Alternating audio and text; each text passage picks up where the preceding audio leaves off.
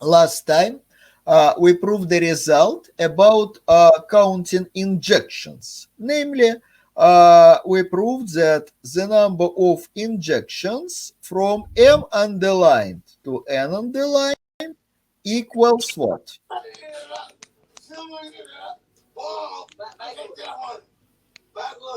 Please switch your microphones off. Thank you. So last time, we proved that the number of injections from M underlined to N underlined equals what? Who is able to recall this result? The number of injections equals 0 if m is greater than n. if M is greater than N. Of course, due to the pigeonhole principle, we have no injection from a greater set to a lesser one. But assume that M is less or equal than N, then we have how many? N factorial over n minus m factorial. Exactly this many. And it is the same as the product of m subsequent numbers down from n to n minus m plus 1. N minus m plus 1. So that's it.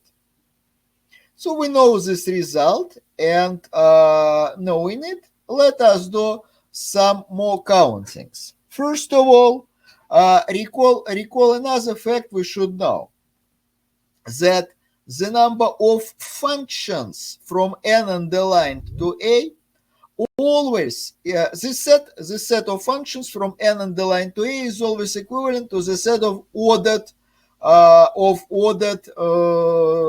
tuples of length n. Is it clear? Do you remember this stuff? So f was a function from n underlined to some arbitrary a. It was a function from n underlined to some arbitrary a, and we have mapped this function to a tuple f0, f1, and so on, fn minus 1, which tuple belongs to a to the power n. Is it clear? Yes. But what if we consider not some arbitrary functions, but injections? What do we take injections?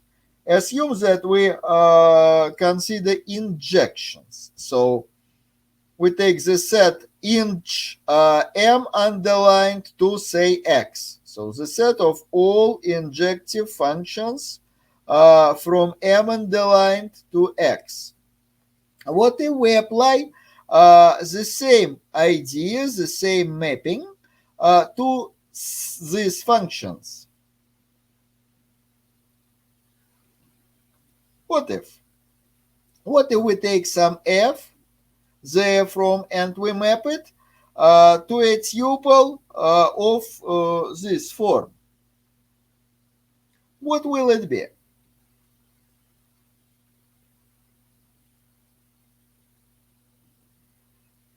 Of course, this tuple will be an element of x to the power m, but is it true that we may obtain whatever element of this set this way? In other words, do we have a bijection between this set and the set of injections? Of course not, because bijection is reserved for the set of all functions, but not every function is injective. But what would we obtain? What would be the most striking feature of this tuple? What will it be?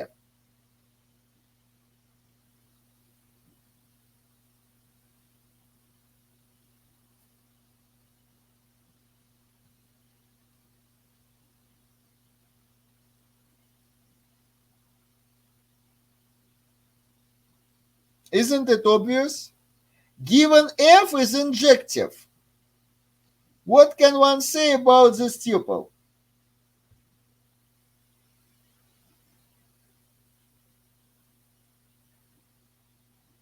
They are all different. What?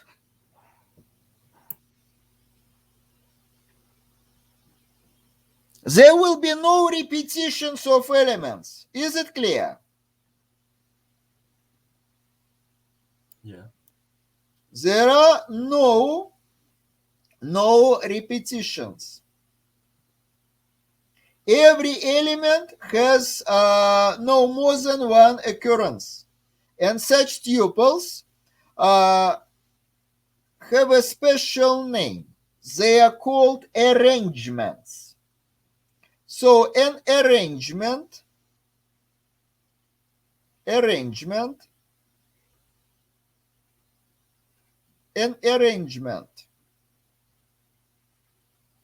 of length m, of elements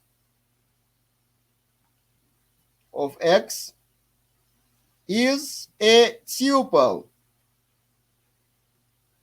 x1 and so on, x m minus 1, that belongs to x to the power m, where not every such tuple, where we have no repetitions. That is, if I differs from j, then xi differs from xj. Is this idea clear? Yes. And our first statement is just as follows. There are as many injections from m underlined to x as we have arrangements. Is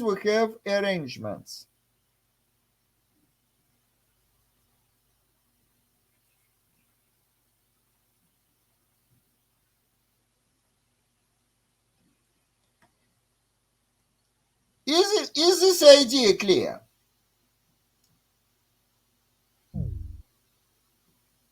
Yes. By definition, we have a traditional combinatorial number, which is the number of arrangements. By definition, n out of m. So this is just the number of arrangements. By definition, this is the number of arrangements of length m of the set n underlined. And as a corollary, we obtain that this number of arrangements equals the number of injections from m to n. That is, it is what we have computed. So it is 0 given m is greater than n. Otherwise, it is n factorial over n minus m factorial. Is it clear? Yes. Let us consider an example. What arrangements do we have, say, when n equals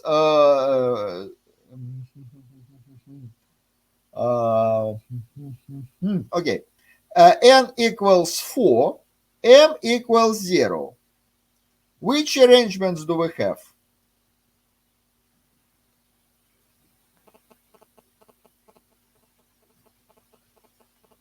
Of length. Let us list all these arrangements of length 2 of elements of 4 underlined. Name them all. It is not hard.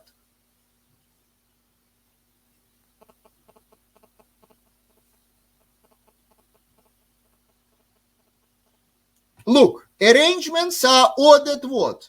What is the length of this tuple? What will it be? What will the length be? 2. 2. Okay. So let us please name all the tuples which are arrangements of length 2. So we should form such an arrangements from element 0, 1, 2, 3.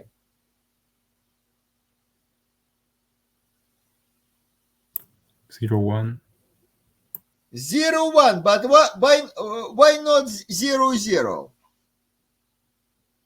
Because then there it is not an Not arrangement. an arrangement, because in an arrangement, all the elements are distinct. What else? 0, 2, 0, 3. 0, 2, and 0, 3.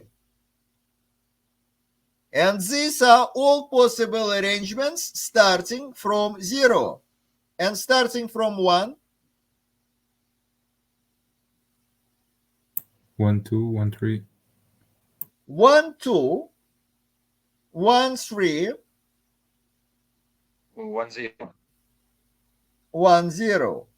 Of course. So it would be wise to start with this one.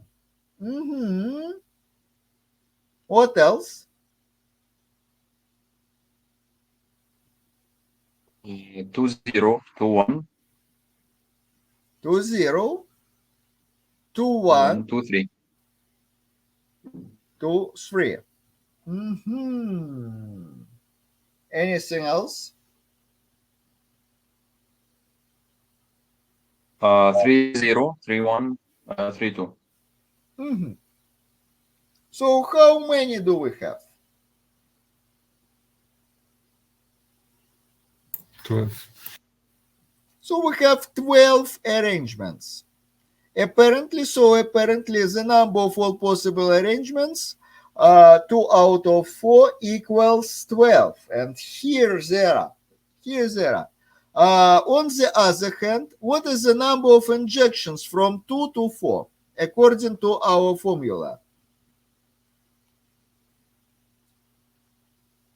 It is 4 factorial over what?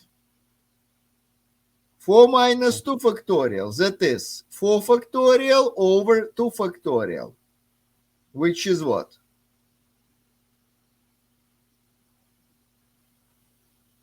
12. Which is exactly 12. Is it clear? Yes. And now please tell me, to which injection say this arrangement corresponds to? It corresponds to an injection from 2 underlined. Yeah? 0, 1. To 4 underlined. To which injection does it correspond?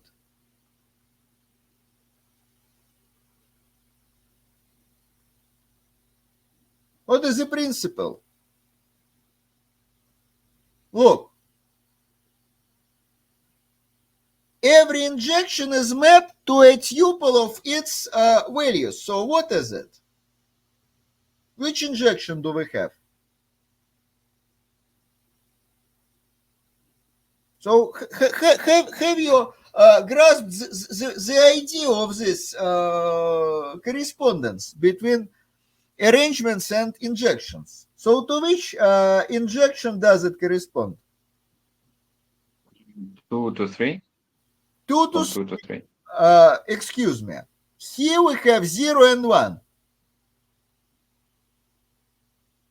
0 is mapped to 3 and 1 is mapped, 0 is mapped to 2 and 1 is mapped to 3. Is it clear why? So the idea is to enumerate these coordinates from 0 on. So it is the zeroth coordinate. This is the first coordinate. And what about this one? Say 2 and 0. 2 and 0. To which injection does it correspond? Please name the injection. It is still from 2 underlined to 4 underlined. 0 to 2 and 0 and 1 to 0. 0 to 2, exactly. 0 is mapped to 2 because this is element in position 0. This is element in position 0. And in position 1, we have just 0. This one. Is it clear? So the very idea of this thing is to give some numbers to the coordinates. Is it clear? Yes. Okay. Another definition. An arrangement. Let consider a finite set. Let X be finite. And let its size be n. An arrangement of lengths n, of lengths n,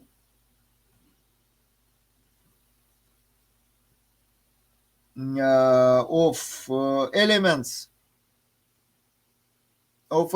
of X is called a permutation. Is called a permutation of X. So let us consider an example. Assume that X equals, say, 3 underlined. Please name some permutations. It must be an arrangement of which lengths? 3. Permutations of X. Which do you know?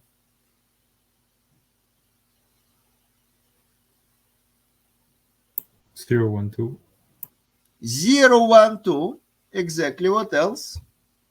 Do we have anything else starting from 0? 0, 2, 1. Anything else?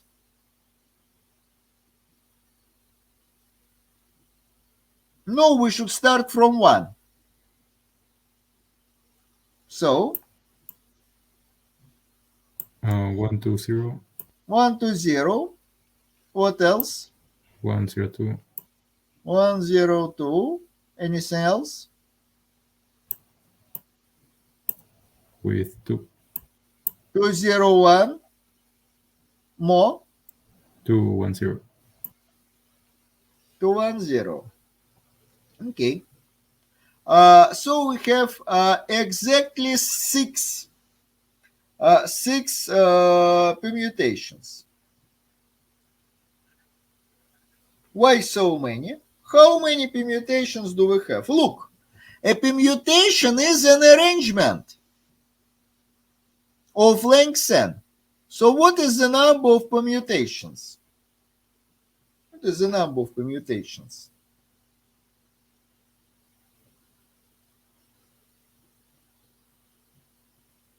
Three factorial. Why? And 3 over 0. Applying the formula. What is the number of Over 3 factorial. permutations of X? It is the number of arrangements from X of length X. So here it is a n of n out of n, which is n factorial over n minus 0. Excuse me, n minus n, that is n factorial. That is n factorial over 0 factorial. That is n factorial.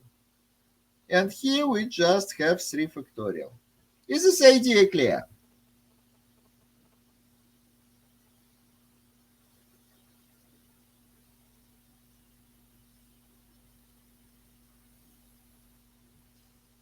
But in fact, permutations are closely connected to bijections. What is a bijection? What is a bijection? Do you remember?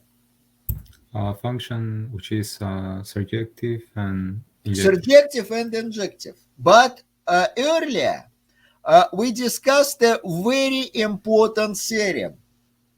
We discussed a very important theorem. Look, if A and B are finite, if we have two finite sets, if A and B are finite, and moreover, these two sets are equivalent if they are of identical size, then every function from A to B is injective if and only if it is surjective. Do you remember this fact? But if it is injective, it is surjective, hence it is necessary bijective as well, and vice versa. Is this idea clear? Yes. Interesting. By the way, how many bijections do we have between two finite sets of different sizes?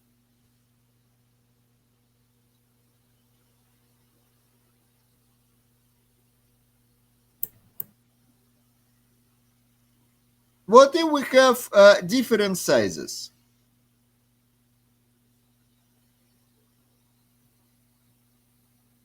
But then they are not equivalent if they are of different sizes. Is it clear?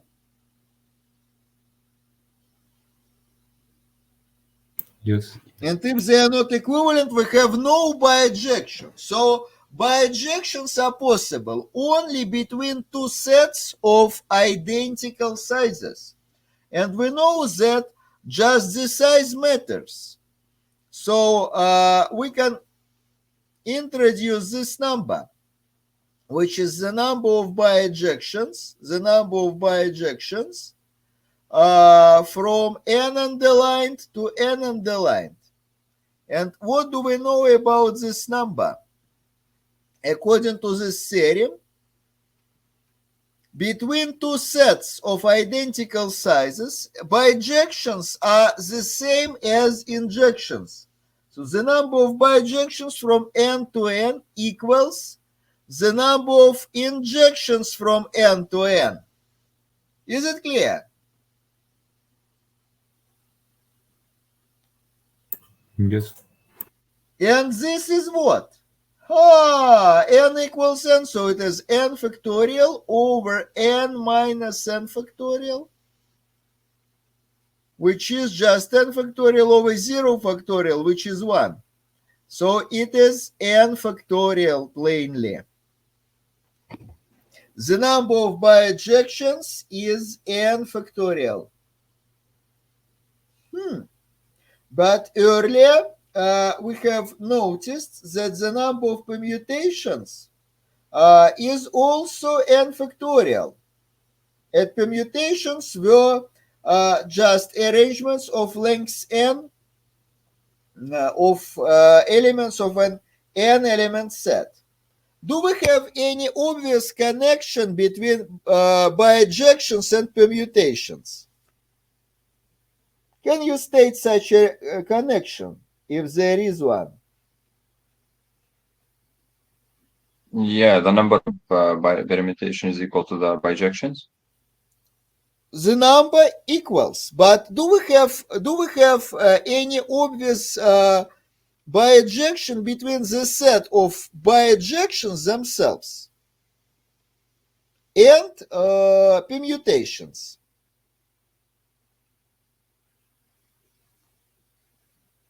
It is quite clear.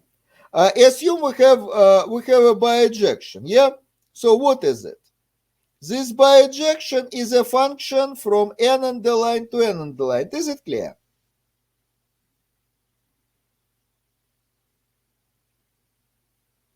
It is injective and vice versa. Every injection from n to n, you know, injections and bijections between two sets of identical size are the same. Is this idea equal? Is this idea clear? Ladies and gentlemen, is it clear? Yes. Yes. So, bijections are just injections from n to n. Yeah, but these injections we know are in a one-to-one correspondence with arrangements of lengths n of elements of n underlined, and by definition these arrangements are just permutations. Hence there are as many bijections as there are permutations, and we have a very vivid idea of that. Look, assume that n equals say 4. Consider bijection from 4 underlined to 4 underlined. 0, 1, 2, 3, and here we have also 0, 1, 2, 3.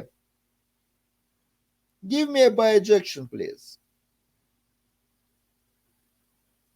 The identity. This is not interesting. Anything else? 0 is mapped to 0 to 3. 1. 1 to 0. 2 to Next. 1. 2 to 1 and 3 to 2. It is a so-called cyclic shift. This is a cyclic shift. So look, and we can encode this bijection with a permutation. You know, permutation is just an arrangement of lengths 4. So which permutation encodes this bijection? Which one?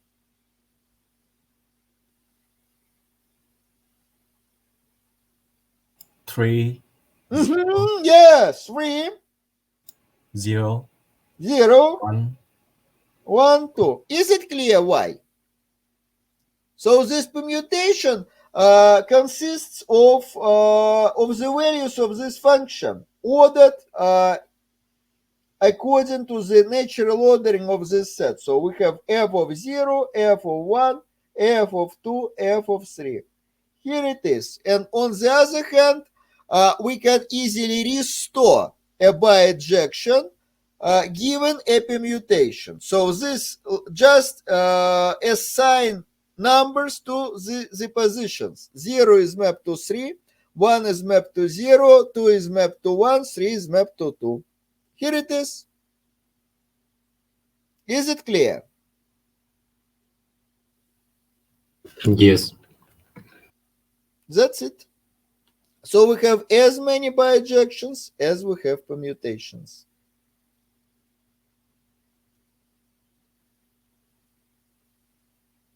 And we have a very natural bijection between these two. In mathematics, elements of two sets between which we have such a natural bijection are usually tacitly identified. So for a mathematician, a permutation or a bijection are almost synonyms. And now let us count subsets. So let us start from what we know. Counting subsets is our next goal. Let us start from what we know. How many subsets do we have in general? What if we have an n-element set? How many subsets do we have? 2 to the power of n. Exactly. We know that, we proved it. But what if we're interested not in all possible subsets, but in subsets of some fixed size? We will introduce a new symbol, p k of a is just the set of all such subsets of A whose size equals exactly K. Is it clear?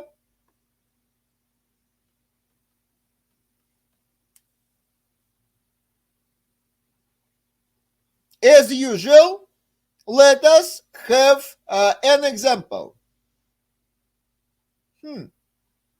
Which subsets of size 3 do we have in a or beta of size 2 do we have in a 4-element set for underlined? Name them all.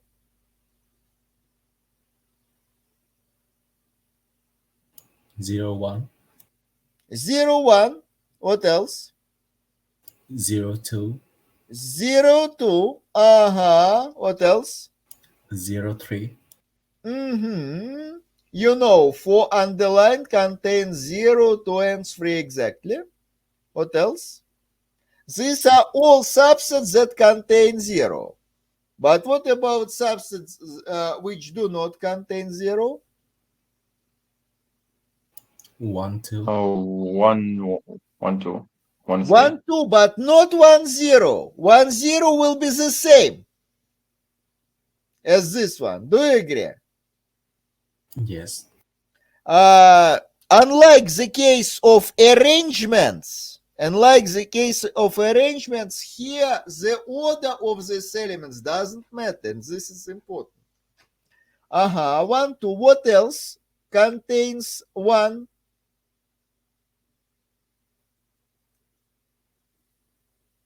1, 3. 1, 3. Anything else? No.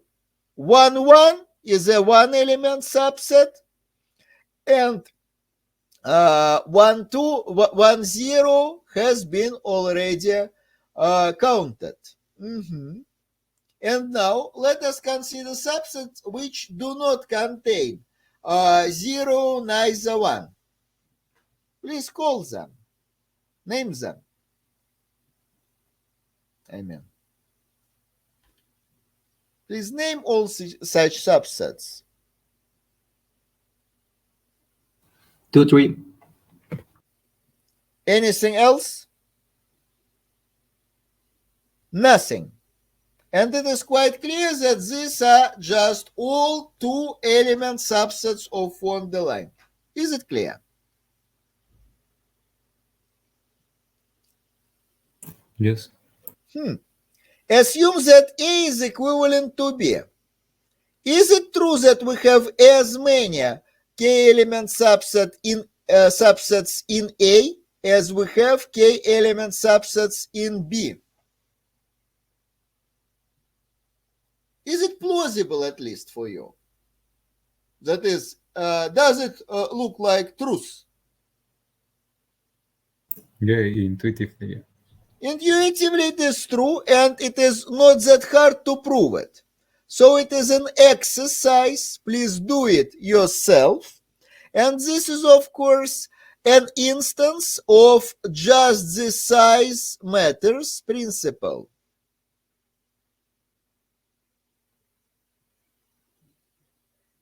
It is an instance of just the size matters principle.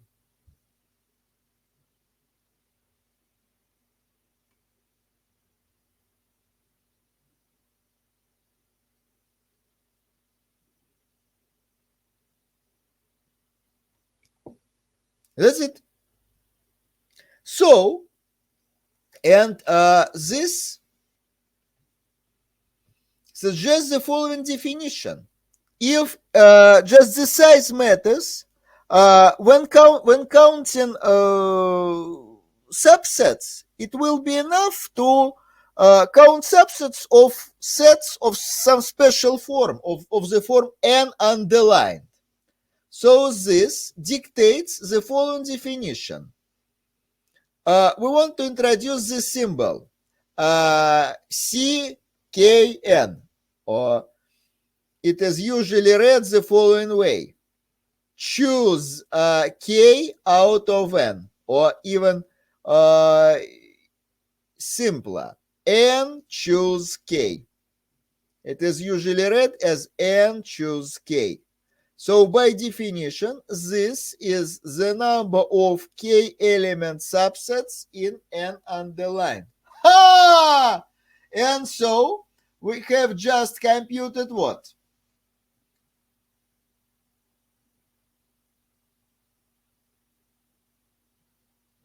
What did we compute here? The number of subsets. So 4 choose 2 equals 4 factorial. 6. Ah, equals 6. Equals 6. And in fact, interestingly enough, it is just a half of what we had earlier for arrangements. Just the half of what we had for arrangements. And it is not a coincidence. It is not a coincidence. Okay. How can we obtain any formula for n choose k? Do you know the formula, by the way? yes. So please name it. N factorial N over choose k equals n factorial over k factorial times an minus k factorial. Can you prove it?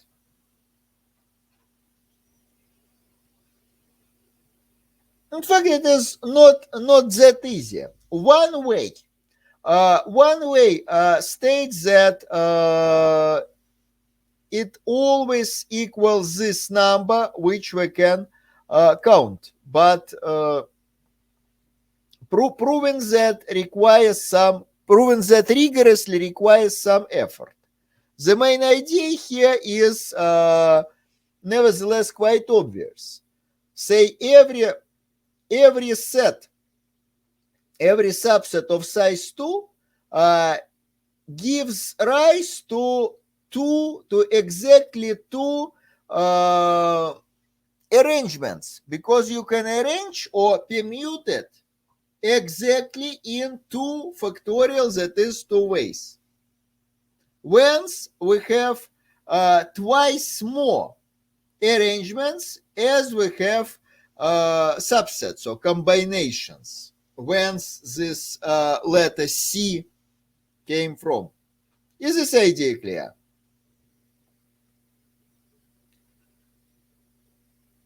By the way, this formula works only when k is less or equal than n. But we shall prove it another way, in a rigorous manner.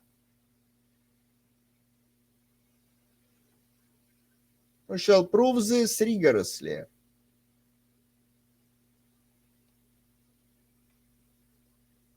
Okay, let us do it. First, a few observations. So lemma 5.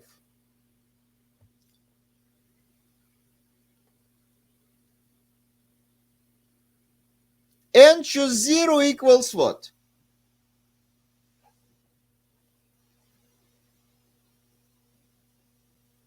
One. Why is it 1? Can we prove it?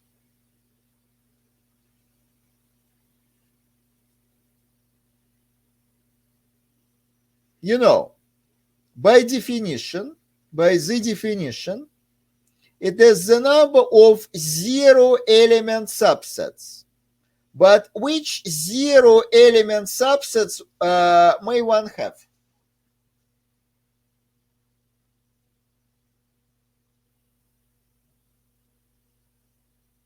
What is a 0 element subset? What is it? It is a subset which is empty or equivalent to 0. So here we have exactly one empty subset. So this number can be nothing else than 1. Okay. Point 2. Claim 2. Here we say that n choose n also equals equals what? How many n-element subsets do we have?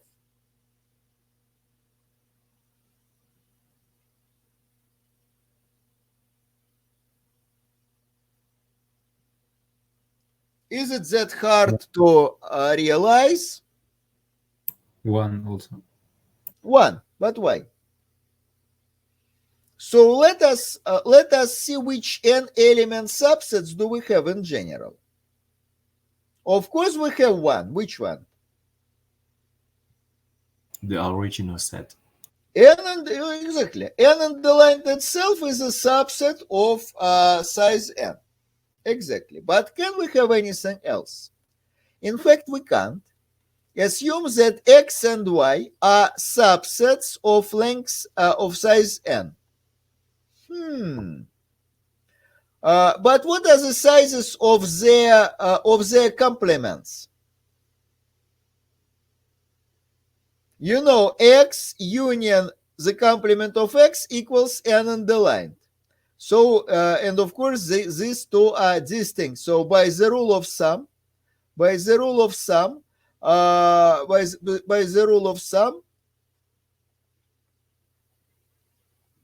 n equals what?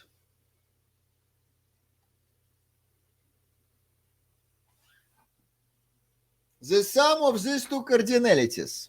Do you agree?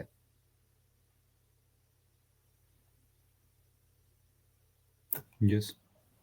So that means that x underlined and y underlined are subsets of which size? Given x and y are n-element subsets.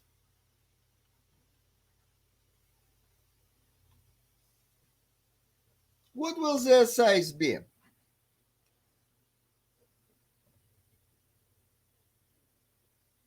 Zero, isn't it?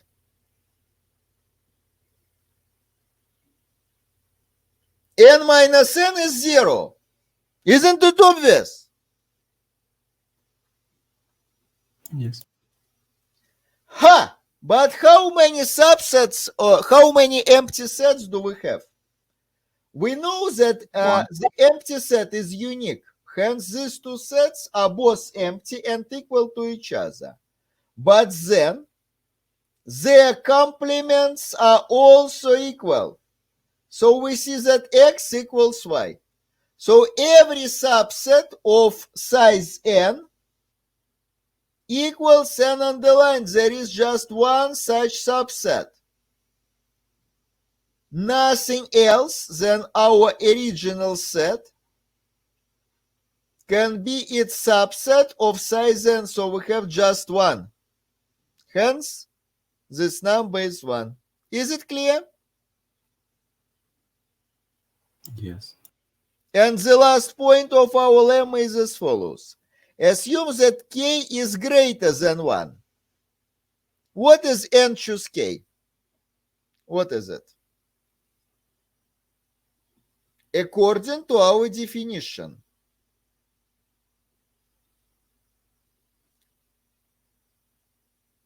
how many 5-element subsets do we have in a 3-element set? How many? It would be 0. 0. Exactly. It is 0. How can one prove it? It is also quite easy. Assume that k is greater than n. Assume that k is greater than n. But what do we have? If x is in principle a subset, if x is look, assume that x is an element of this set. Then we have two things. First, the cardinality of x is k, which is greater than n. And second, x is a subset of n underlined. But we know that every subset of a finite set has cardinality less or equal than that of this set. Is it clear?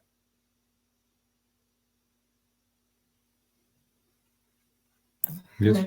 So clearly we have obtained a contradiction. Nothing can be an element of this set. Hence, it is empty, so we have just 0 subsets of this size exceeding the size of the initial set. Okay, is it clear? Yes. And now let us prove another important theorem. Theorem 6. It is known as Pascal's identity.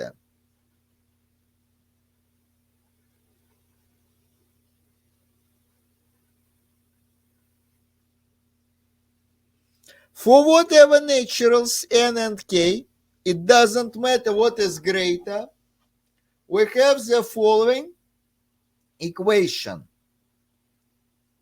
N plus 1 choose k plus 1 equals n choose k plus 1 plus n choose k. This always holds. How can one prove it? Of course, if you know the formula with factorials, you can easily prove it. But assume you do not know it, because on which grounds could you obtain the formula? On which grounds could you obtain the formula?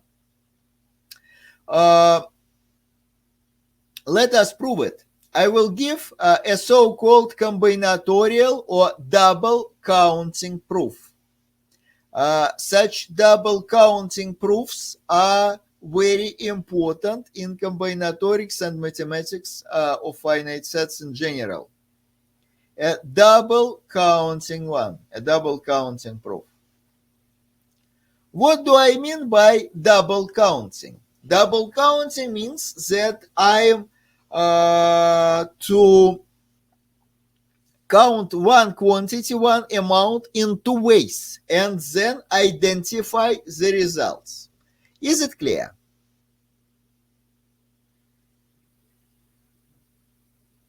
Yes. Let us consider the set n plus 1 underlined. What is the greatest element in this set? N. And N is the greatest element. Anything else comprise which set? Everything else comprise which set?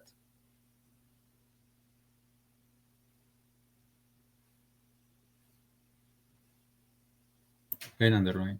N underlined, exactly. Okay. So now let us consider k plus 1 element subsets of this set.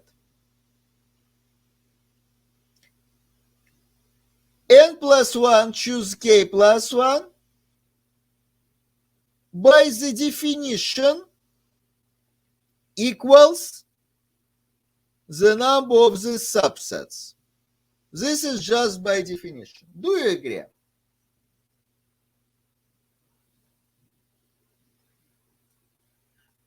And now our idea will be as follows. Let's split this set, the set of all such subsets, into 2 parts.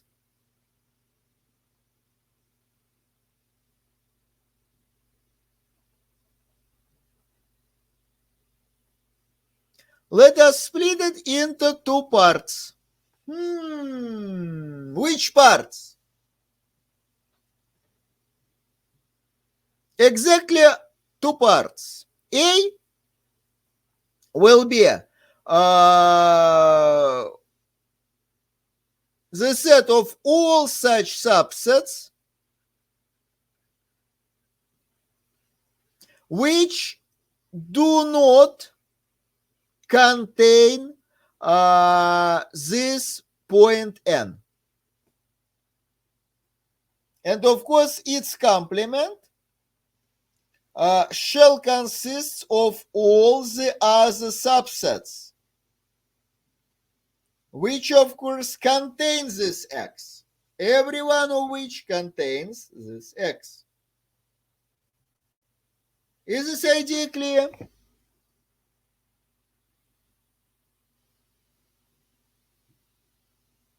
Yes. Then, by the rule of thumb, the overall number of subsets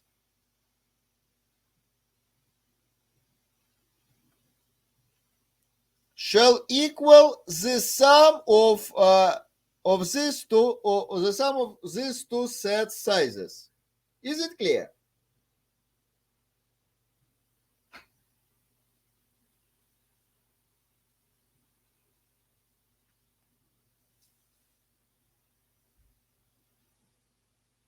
Okay. And now, please tell me how many subsets that do not contain n do we have here? Every such subset has k plus 1 element, and all these elements are something else than n. So what do we have? These subsets are exactly what?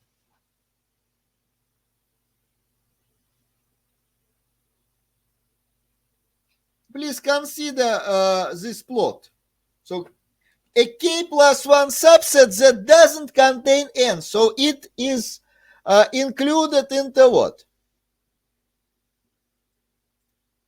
Into which set?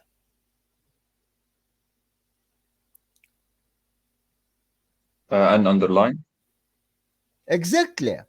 But still, this subset has k plus 1 element. So our set A is exactly the set of all k plus 1 element subsets of n underlined. Is it clear?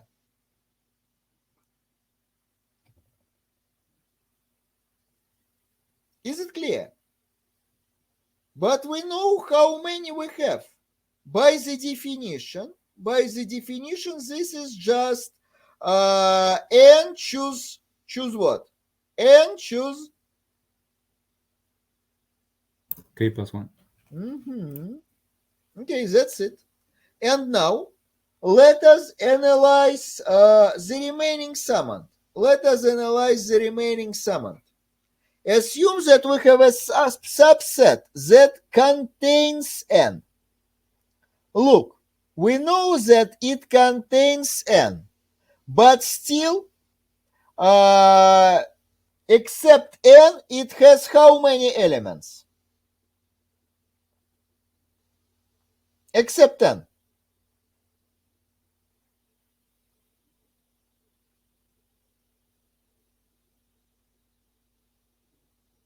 You should know the answer.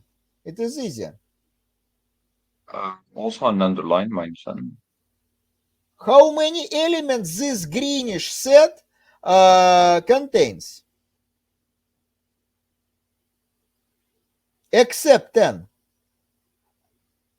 Just k elements here. Isn't it clear? K elements here plus one more. N itself. Isn't it obvious?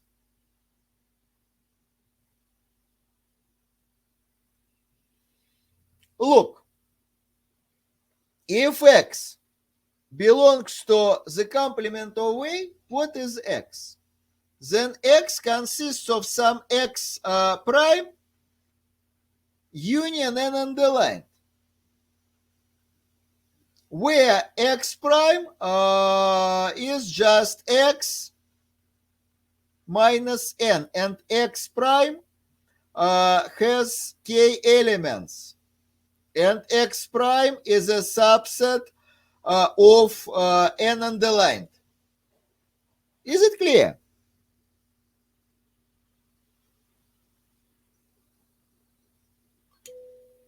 Do you have a question? Ladies and gentlemen. No. Is it clear? Yeah. What is clear? That every element of x, every element of A underlined is of this form. we can split every such x in two parts. K elements from n underlined plus n itself. Isn't it clear? So we have as many such elements. We have as many such elements as we have k element subsets in n underlined. Is it clear or not? Yes. So by definition, the cardinality of a underlined, that means that it is n choose k. So we have that n plus 1 choose k plus 1 equals n choose k plus 1 plus n choose k. Is it clear? Yes. That's it. So we have provided a double counting element. We can see that all the number of k plus 1 sized subsets of n plus 1 underlined, by definition, we have this many such subsets, but then we counted them in another manner. We have splitted this set in two parts.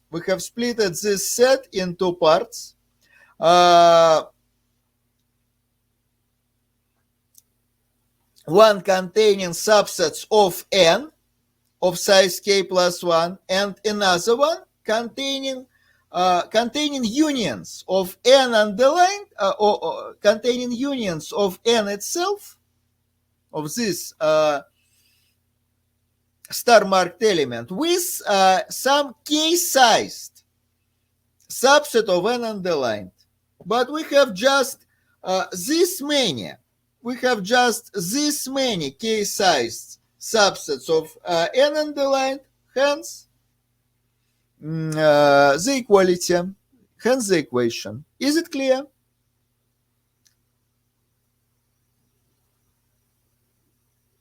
Yes.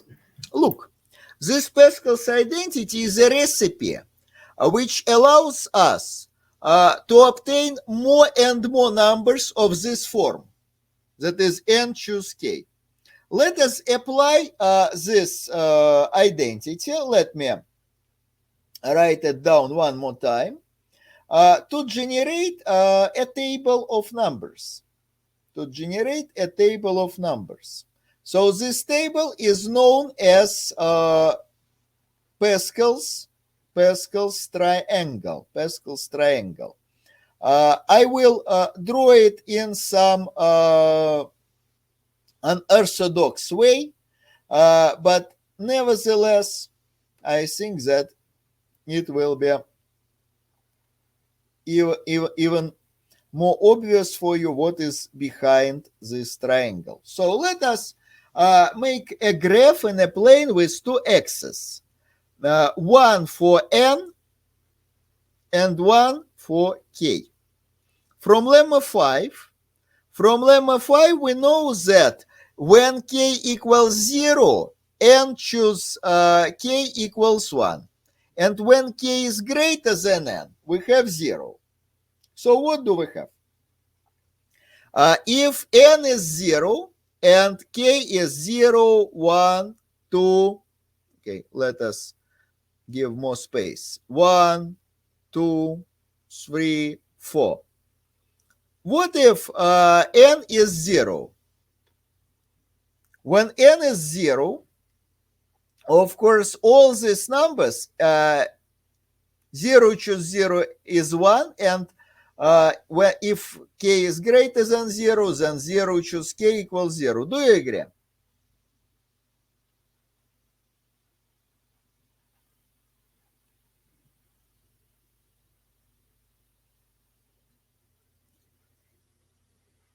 For all the subsequent values of n, what we have in the first column? What do we have in the first column?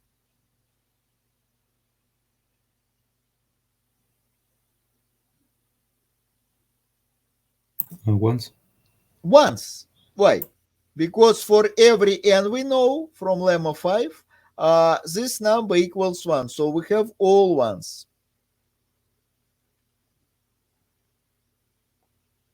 And having this initializing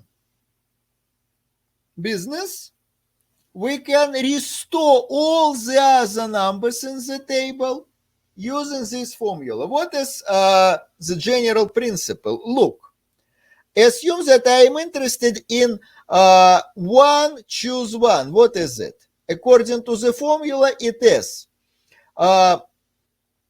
0, choose 1 plus 0, choose 0. So I'm going to make one step up and one step left. And what do I have here? 0 plus 0. What is it? 0, and all the other numbers are zeros. Is it clear?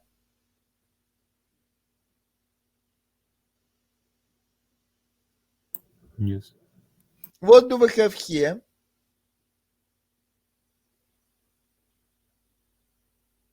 Two. Why? Because One it's step the sum of up, one. one step up and left. So here we have 2. Here, 1 plus 0. 1, then zeros. What's next?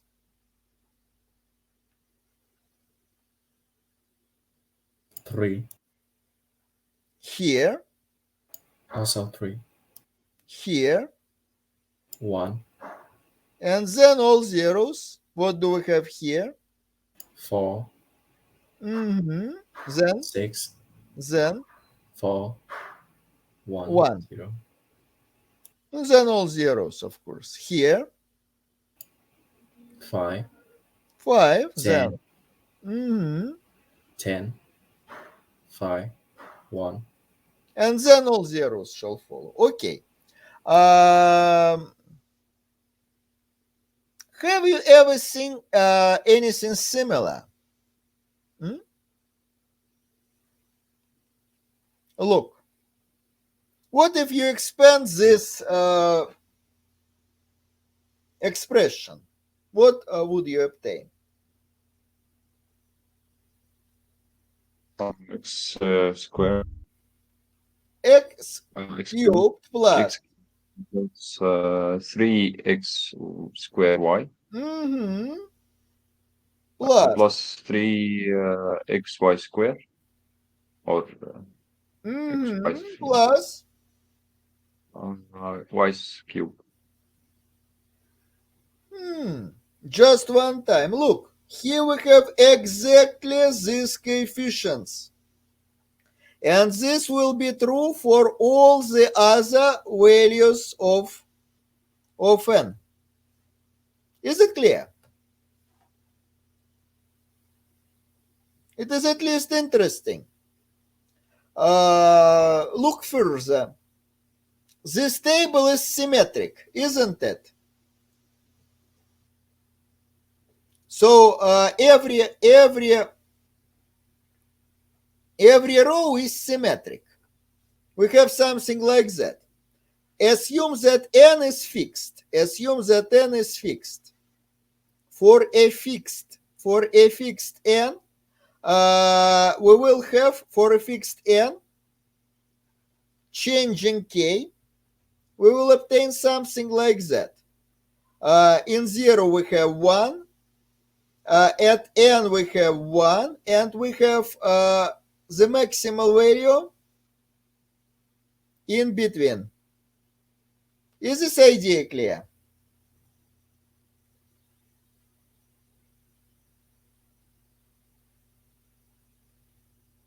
At the limit, we shall obtain the famous Bell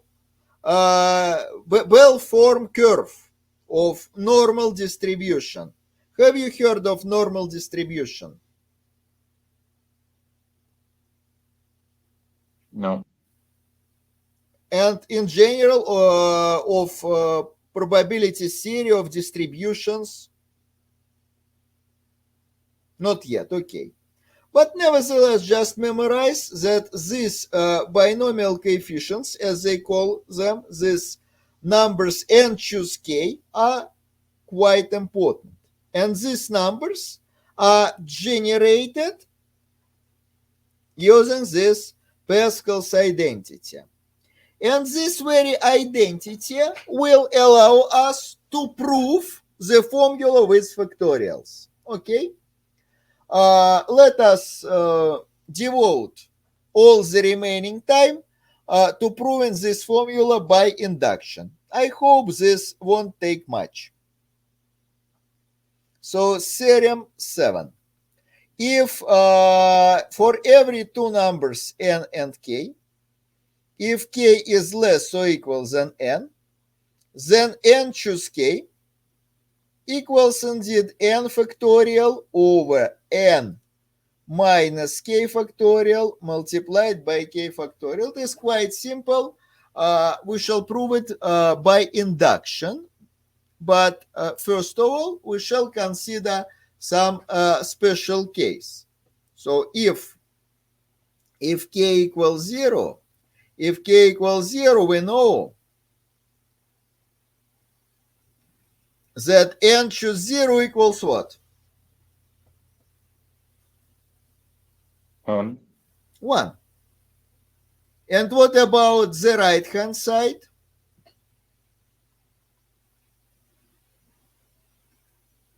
On the other hand, we have 1 factorial over over 1 minus 0 factorial over 0 factorial. It is 1 factorial, 1 factorial, 0 factorial. Here we, of course, have 1. So for k being equal 0, the formula holds.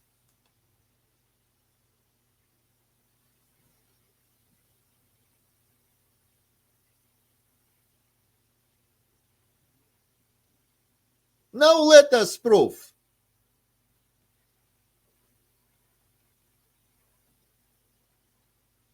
Let us prove the following.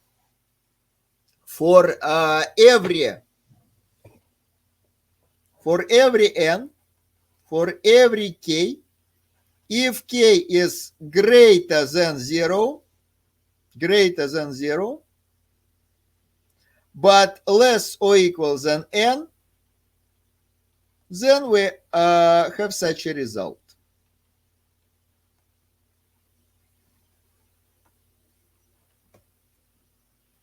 Okay. By induction on n. If n equals 0, this is trivial, you know. If n equals 0 and we have that k is greater than 0 but less or equal than 0. Here we have a contradiction. From contradiction, it follows everything. So the base case is okay. Do you agree? Yes. What is the step? As the inductive hypothesis, we have such a statement for n and some, say, k1. For k1, given k1 is greater than 0 but less or equal than n, then n choose k1 equals n factorial over n minus k1 factorial over k1 factorial. That's it. This is our assumption. Now we're interested in n choose k plus 1. So assume that we have some, assume that we have some k which is less than 0 but greater than 0 but less or equal than n plus 1. We have such k and we need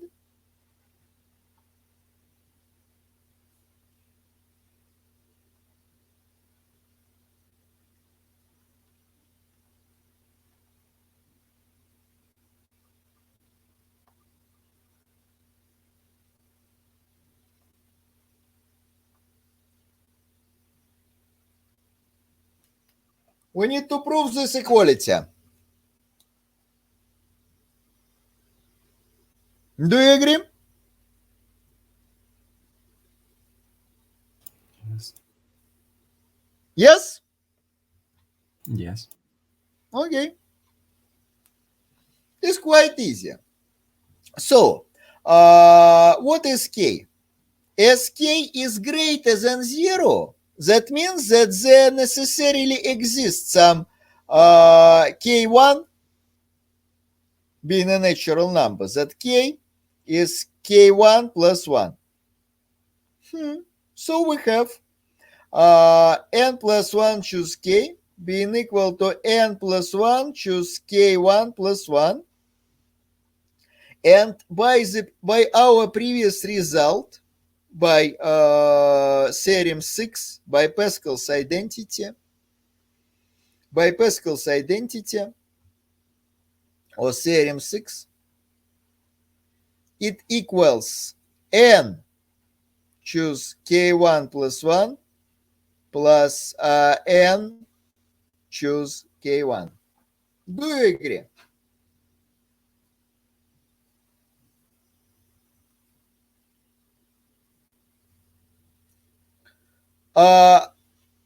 From this equation, we know that our k1 is, of course, less or equal than n.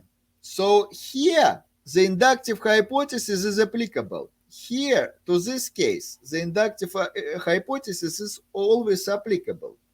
But we have some problems with the case when k plus 1 is not less or equal than n. K1 plus 1 is not necessarily less or equal than n. So here we have two cases. The first case is when k1 plus 1 is indeed less or equal than n. And of course, k1 is less or equal than n. Then, by the inductive hypothesis, and the case when k equals 0, and the case when k equals 0, we know that if k equals 0, then our formula holds. So by the inductive hypothesis combined with this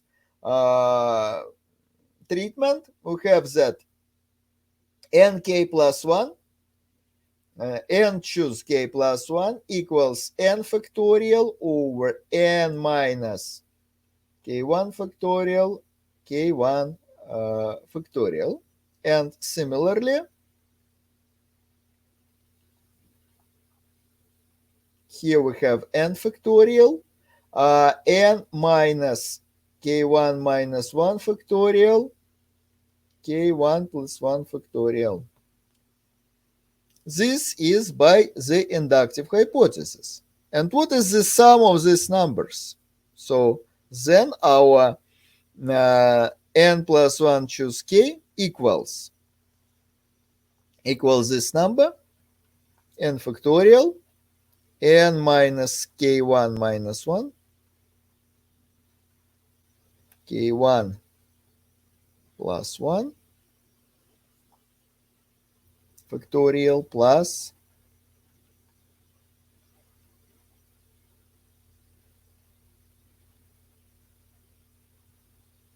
what is the common denominator here?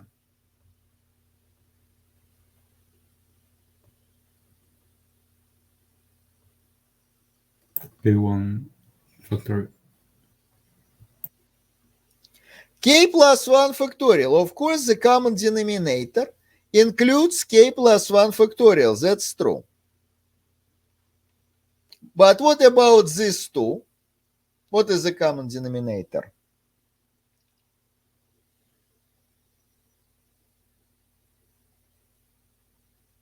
N Of minus course, K n minus 1. minus k1 factorial, yeah? So we should multiply this numerator by what? N minus k1 and this one by what? k1 plus 1. Do you agree?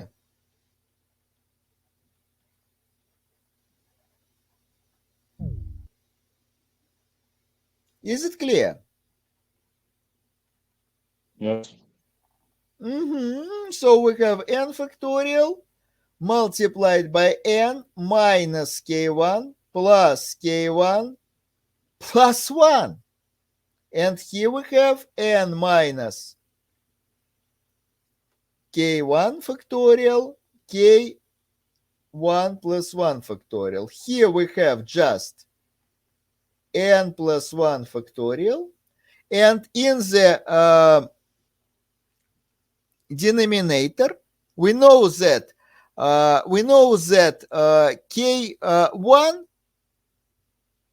k1 plus 1 is k. So here we have k factorial, and here we have just the same as n plus 1 minus k1 plus 1 factorial. That is n plus 1 minus k factorial. That's it. This is exactly what we need. N plus 1 minus k plus, excuse me. Why is that? This is exactly what we need. Is it clear?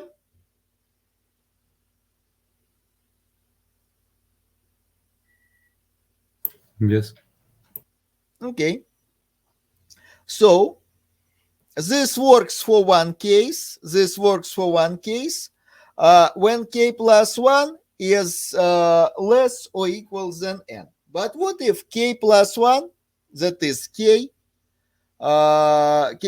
plus 1 is greater or equal than n? So the alternative case is as follows. k1 plus 1, that is k, is greater or equal than n, but less or equal than n plus 1. How is it possible?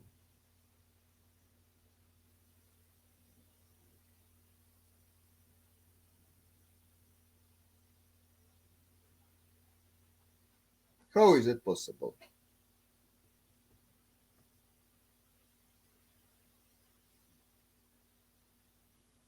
It's not possible, so it's contradicting. Why? That means that k1 equals n and k itself equals n plus 1. Just that.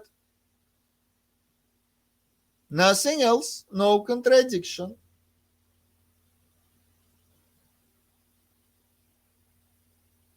K1 plus 1 is just n plus 1. So k equals n plus 1. So we have considered this case when k equals n plus 1. And for this case, we need no inductive hypothesis. So we have, on the one hand, we have 1 due to lemma 5. And on the other hand, what is the right hand side? N plus 1 factorial over n plus 1 minus n plus 1 factorial n plus 1. That is exactly the same. N plus 1 factorial. Here we have 0 factorial, n plus 1 factorial, which is the same result, 1. Is it clear?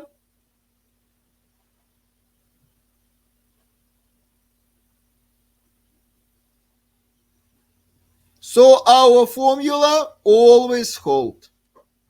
You should at least memorize the formula itself and the fact that it can be proved by induction on n using Pascal's identity. Any questions, please?